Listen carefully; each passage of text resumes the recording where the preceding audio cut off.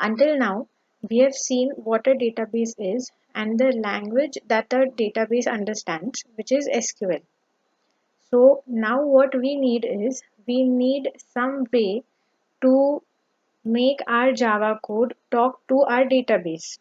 So that is why we need to connect our Java code with the database, and we'll be seeing that in database connectivity using Java, that is JDBC. We will cover the following topics. What is JDBC? We'll also discuss the features of JDBC and the databases that are supported by JDBC. Next, we will cover the application programming interface of JDBC, including JDBC drivers. Finally, we will walk through the process for executing a simple query using your Java code.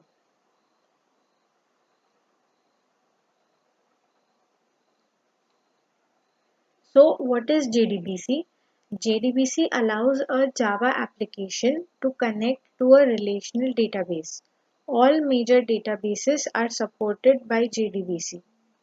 The database can be located on the same machine, that is the local machine, that is where the Java application resides, or it can also be located in a network, that is at a remote location. The database can also be deployed in the cloud. So JDBC can still give you a connection to the database regardless of the location of your database.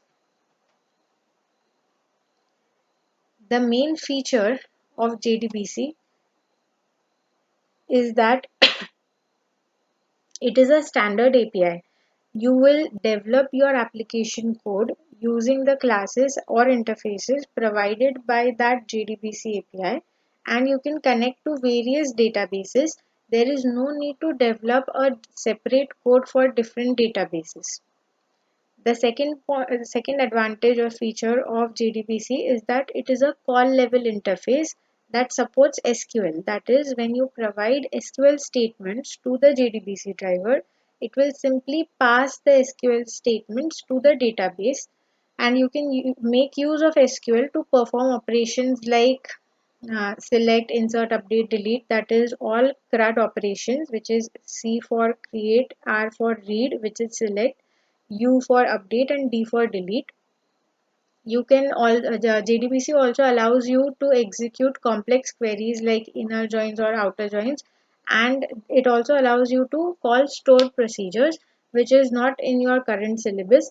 So we will only be seeing how to execute CRUD operations using JDBC, that is basic, select, insert, update, and delete.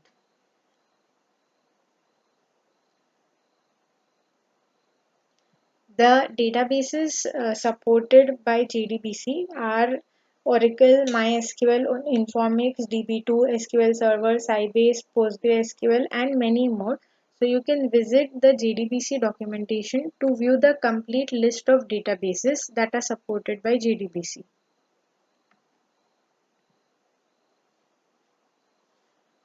So JDBC API, that is the Java Database Connectivity Application Programming Interface, defines how a client can access a database. So it is basically defined in two packages, java.sql and javax.sql. The key classes in the API are driver manager, connection, statement, and result set.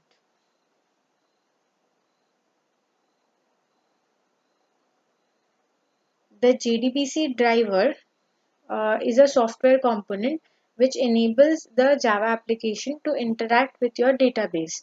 So JDBC architecture includes this JDBC driver. It is a key component. It provides a link between the Java application and the database. It will convert standard JDBC API calls to low-level calls for your specific database. So there are multiple JDBC driver implementations, and each database vendor will normally provide a JDBC driver for his own database. Like Oracle will provide a driver for Oracle database. Similarly, Derby will provide a driver for Derby database. Similarly, DB2 will provide a driver for DB2 database. So the vendors will provide a link to download the driver along with the supporting documentation on how to connect to the database, and you can find it on the vendor website.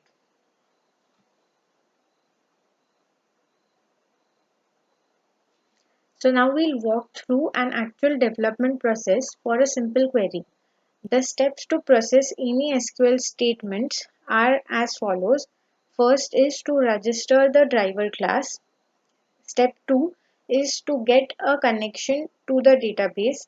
Step 3 is where we create the actual statement object. Step 4 is where we execute a query, SQL query, using the statement object that we created in step 3. In step 5, we will process the result set. So it may be a result set, or in case of a select query, or it may be just the number of rows updated in case of an update, insert, or delete query. And the last step is to free all resources associated with this connection from your SQL server. So we'll take a look into each step in detail.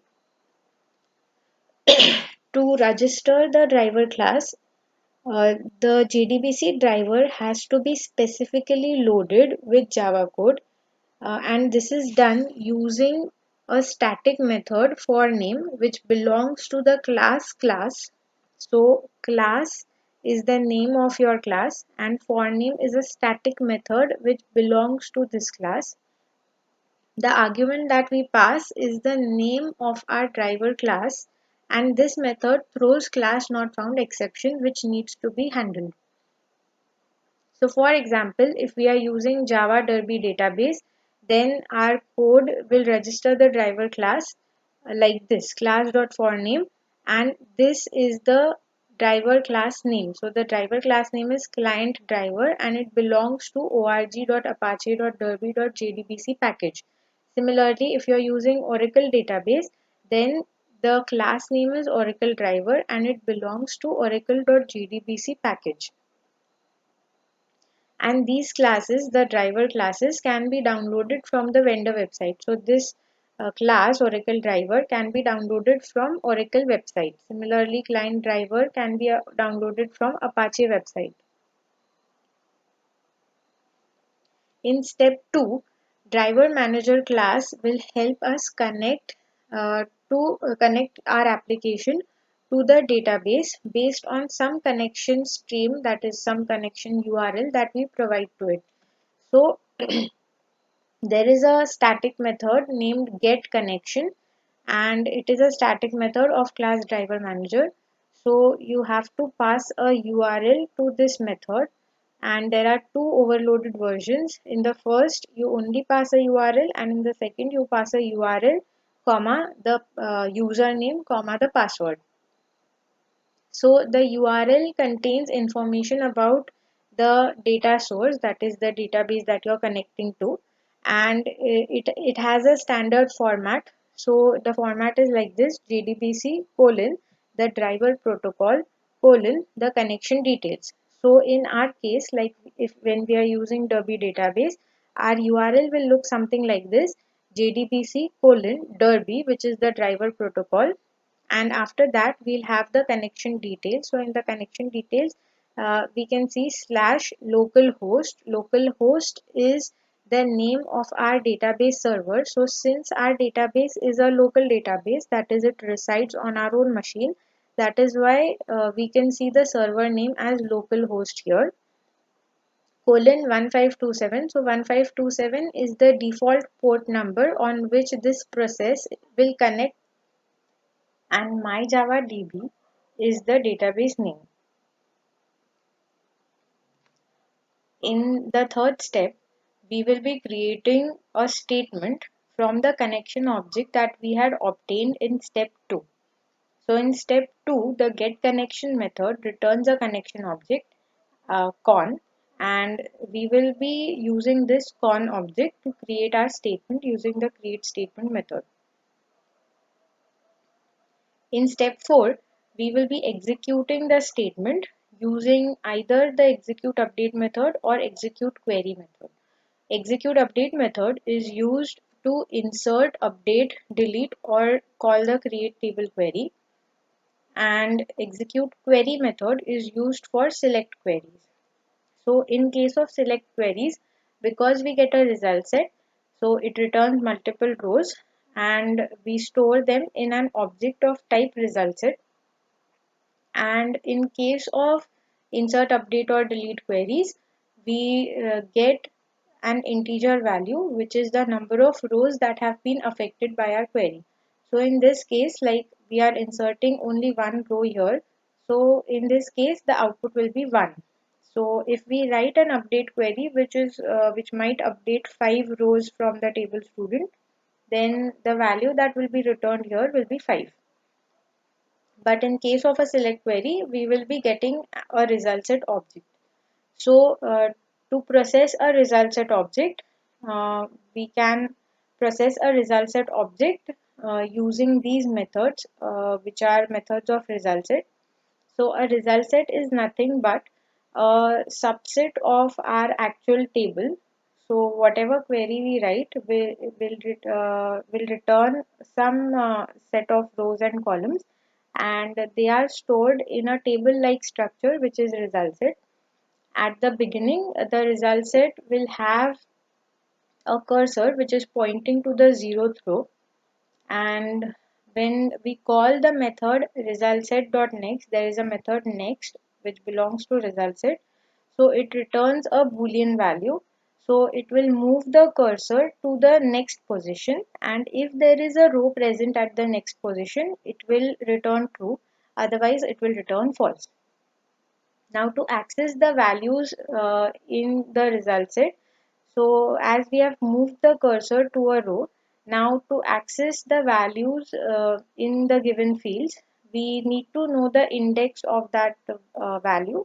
So like in this case, we know that the first column is the ID column and it is of type integer or number.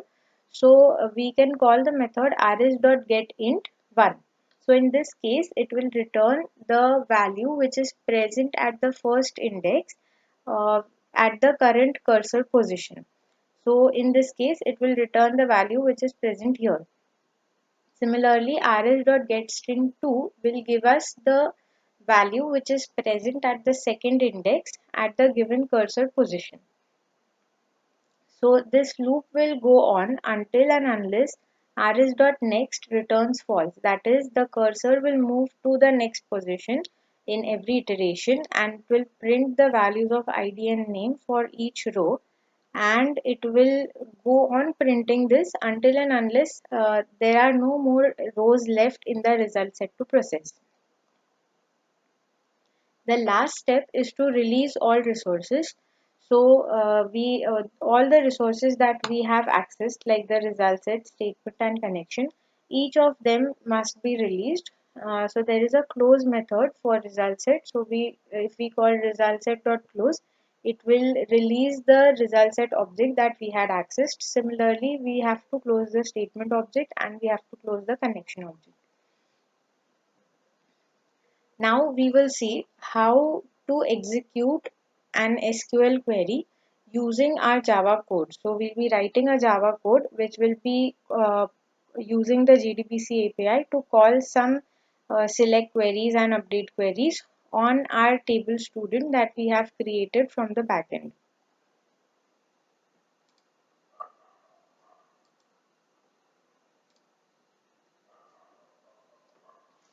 So we had previously created our own database, Derby database, in NetBeans named OOP 2020, and we also have a table student in that database having the columns roll number, SNAME, CGPA, and department. We will be working with the same table and we will be accessing this table from our Java code. So until now, we have executed commands on this table from an SQL command line which looked like this, right? So you have executed queries from here, you have written queries here. And now what we will be doing is we will be writing a Java code, a Java class, and we will be executing our query from this Java code. So our Java code will connect to the database and will send some SQL queries to the database. The database will then fetch the results and send it back to our Java code, and we will view that result from our Java as our Java output in the Java console. So first we'll be seeing a demo of how to fire a select query on our database. So we will follow the steps that we have just seen, the 6 steps. So we write a main method. In that main method, we declare object of connection statement and result set, for which we have to import all these classes. So connection, result set, statement, driver manager, and SQL exception. All these belong to java.sql package. So we have imported all these classes and interfaces here. Then we are creating a connection statement and result set object. We are initializing it to null.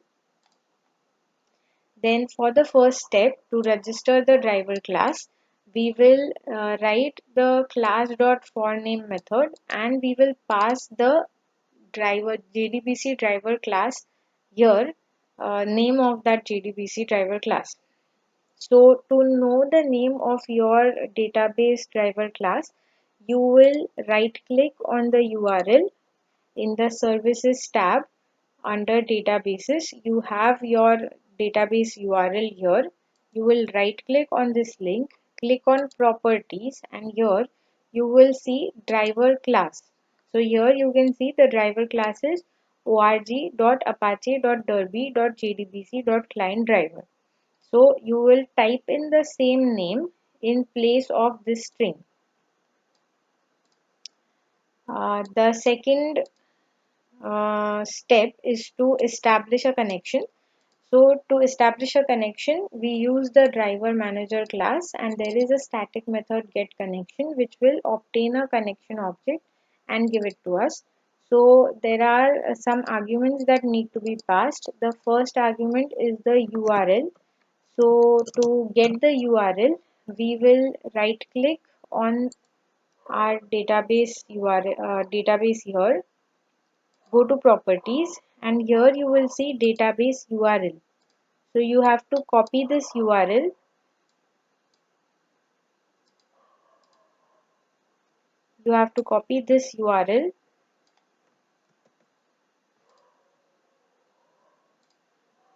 and paste it here. The second argument is the username, which we had set to OOP, and the third argument is the password, which is again OOP. So if in case we get a connection from this method, then we will print connection established. In step 3, we obtain a statement object. So using the connection object that we have just created here, we will call the create statement method, which creates a statement object for us, and this statement object will be used to execute queries further.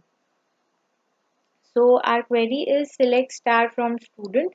So we store it in a string variable, or you can directly pass your query here. To execute the query, since it is a select query, we will be using the execute query method. So we pass our string query as an argument to the execute query method of statement object, and this will give us a result set in return because we are firing a select query. To process the result set, we will just be iterating through the result set row by row, and we will be printing the entire row here. So for that, we will write a while loop, and we will iterate using the next method of result set, and this loop will go on until and unless there are no rows left in your result set. So to get the first value of first index, since it is roll number, we use the getInt method and we pass 1 as the index to it. Similarly, for name, we pass the index 2, and since it is a string, we use the getString method.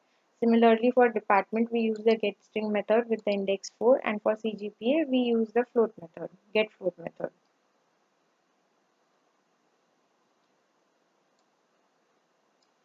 Then we are just simply printing out all the values that we have just read, and we place multiple catch statements here. The first is for class not found exception. Class not found exception will be generated when you register your driver class, that is in step 1. So if this class is not found, the client driver class is not found, it will throw a class not found exception. And for rest of the methods like create statement, execute query, processing the result set, all these methods will return, we may throw an SQL exception. So we place a catch for SQL exception as well. At the end, because we need to close all our resources, we place a finally block, and inside the finally block we are closing the result set, statement and connection, because we need to first check if those objects are not null. We are placing them in an if block to check whether they are not null. And since all these three methods may throw an SQL exception, we wrap them into a try catch, which is going to catch SQL exception, and it prints exception occurred while releasing resources. So this is the program that we will be writing to execute a select query. The format will be the same for any select query, only the query here will change. So now when you run this project,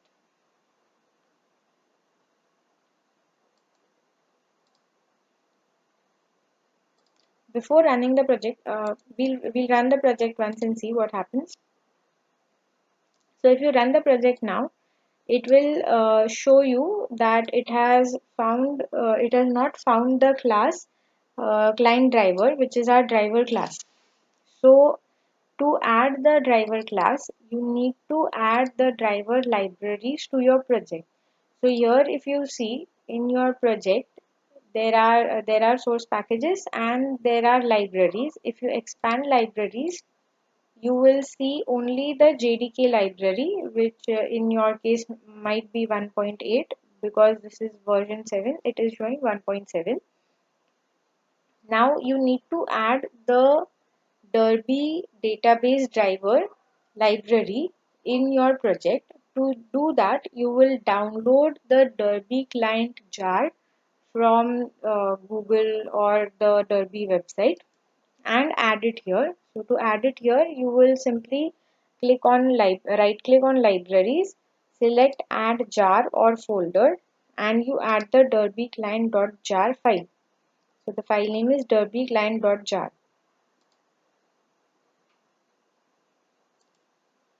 So now if you run the file again, you will not get the class not found exception, because we have added the jar files to our project now. So it first says driver registered, that is the first step was successful.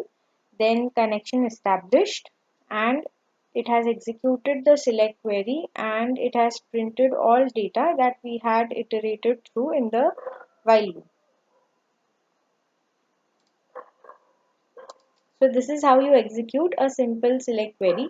You can try adding where clause here, where roll number is greater than.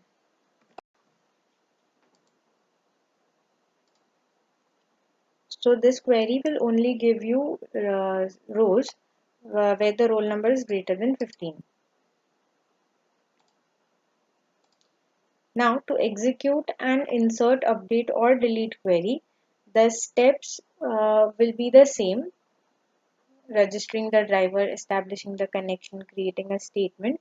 The only difference is that an update query or an insert delete query will not give us a result set. So this step, the step 5, is not required when you are executing an update, insert or delete query.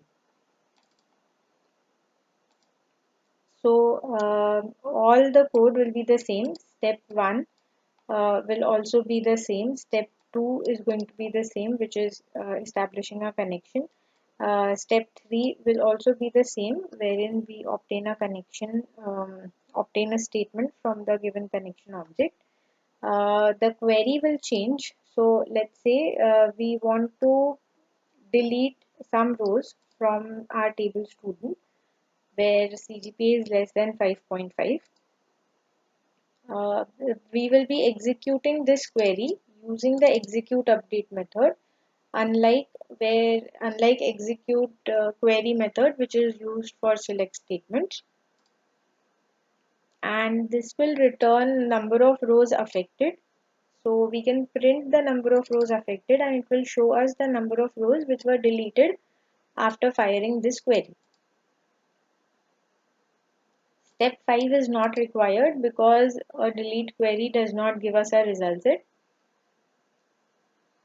The multiple catch blocks will be the same for class not found and SQL exception, and for closing all the resources we have closed them in the finally block with a try catch to catch any SQL exception that might occur while closing the resources.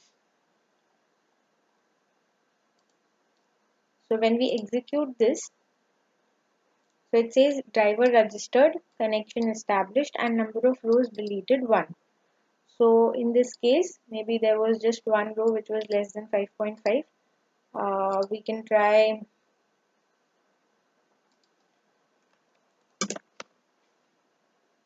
CGPA greater than 8.5.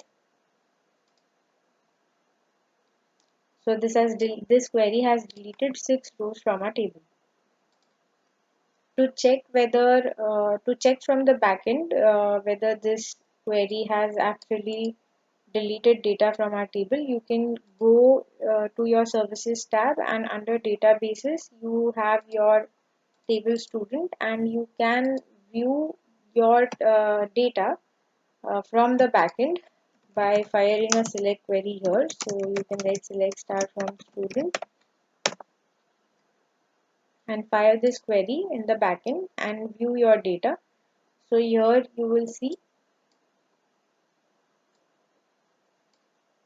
that now there are only 10 rows left in the table, which were earlier, I think 16 or 17 rows were present in your table earlier, and now only 10 are present.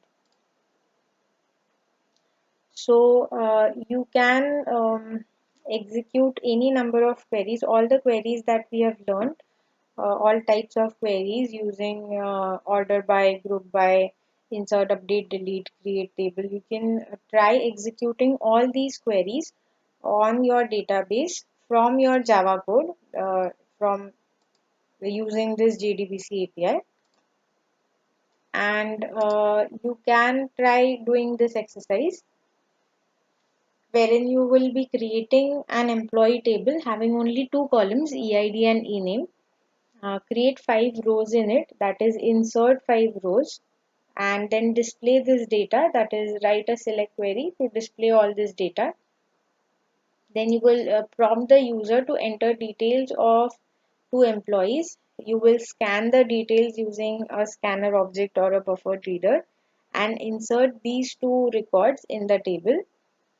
Then you will read an employee ID from the user and delete that corresponding record, and you can update the name of employee with the given ID, which is EID4. So you can create a menu driven program for this exercise wherein you will have menus for inserting new employee in the table, or deleting an employee from the table, or updating data of some employee in the table.